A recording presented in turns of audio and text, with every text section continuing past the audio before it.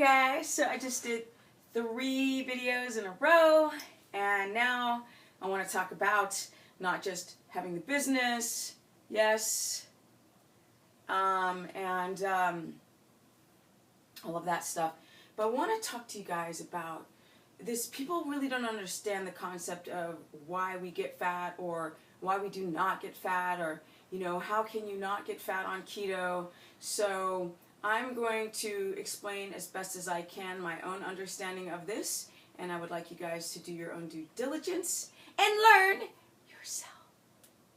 How do you do that? By experimentation. Yes. And reading. And understanding a lot of people's, not people, but a lot of, how do I say this, experience with keto in a more objective fashion rather than the food porn before and after pictures that are very subjective. So, from more credible sources. Alright, so what's the deal? Okay, so basically, people don't understand that our fat cells have insulin receptor sites to uptake glucose. Not fat, but glucose. Insulin receptor sites. And we have these insulin receptor sites on every cell of our body to uptake glucose. But in nature, we didn't eat a lot of glucose. We could eat, perhaps, if we weren't eating honey, which is very hard to get to without a suit, up in a tree, we might be able to gather about 5 grams, which is a teaspoon of carbs every couple of hours. So that's about how much your insulin can match your glucose. 1 gram of insulin, 1 gram of glucose, and 1 gram of insulin, and it's easy to take it out of the blood. You get up to 5, you're still good. Once you start spiking your glucose up to 20 grams, 30 grams, 40, 50, 60, 70, now insulin doesn't know how to do the math on that much glucose, so it just dumps the insulin into the bloodstream to get the glucose out. And what do we have? We've got these nice little catcher's mitts on every fat cell. So where's that incredibly insane high amounts of glucose going to go? I mean, your muscles can only store so much, and your liver. So it has to go somewhere, because if that glucose does not get out of the blood, you can start to suffer from organ issues, damage, kidney, liver, the effects of what a diabetic has to go through, because either type 1 or type 2, but I digress. So that glucose to a supposed healthy person is going to go into the fat cell. So now these fat cells divide, because if you're going to stuff so much glucose into the bloodstream and you have to store it somewhere else so you don't have any organ failure, you're going to divide and you're going to make another generation. You're going to make a sister generation, you're going to make a daughter generation of fat cells that are ready for the insulin, not the fat.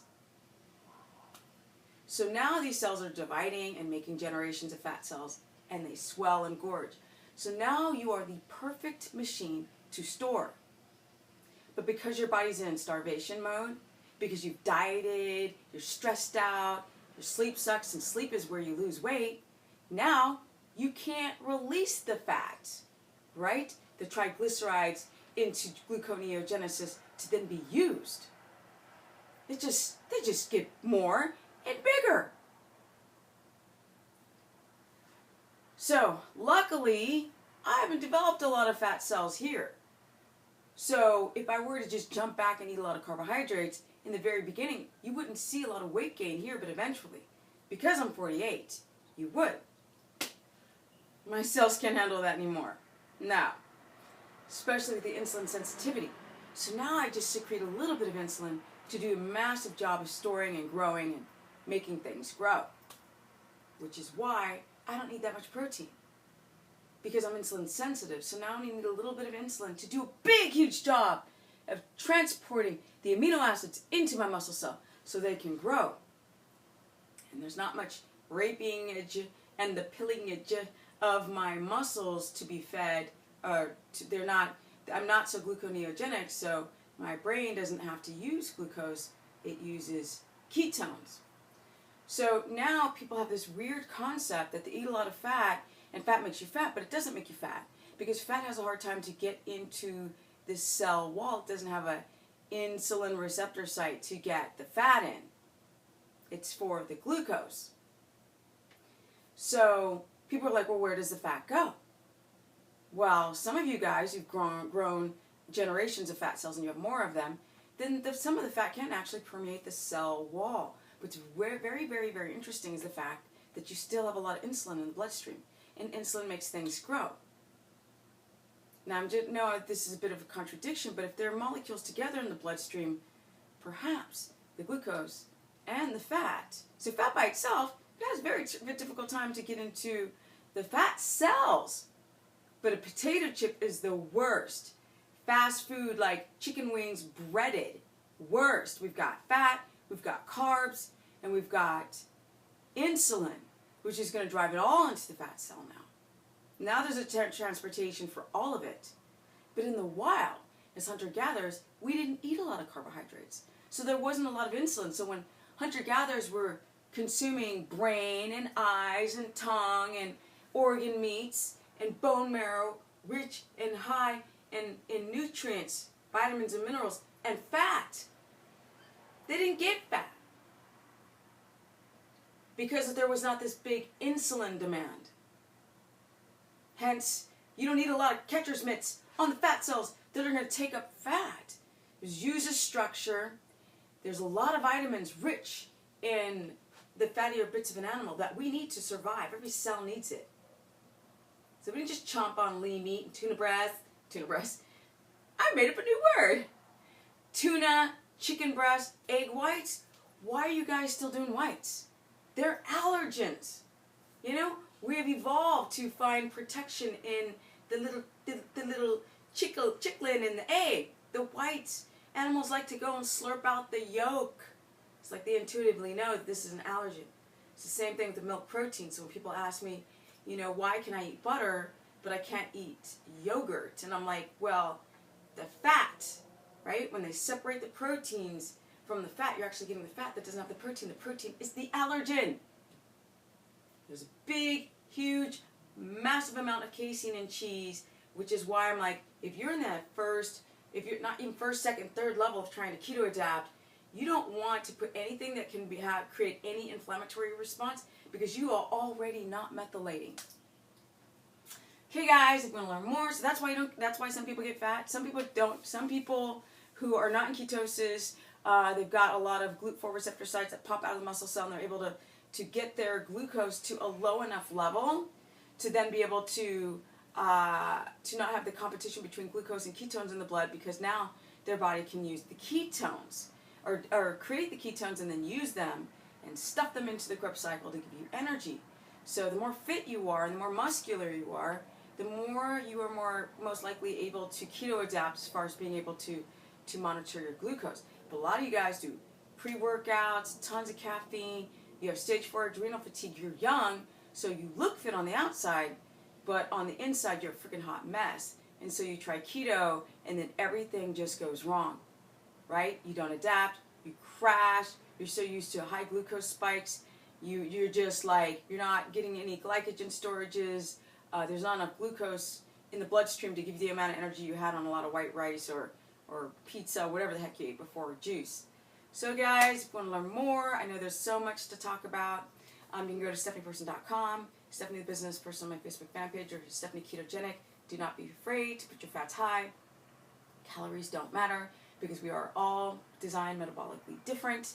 So a person eating 500 calories from cookies as opposed to 500 calories of steak or pork belly, this is going to spike your glucose and push all of that into your fat cells that are inefficient.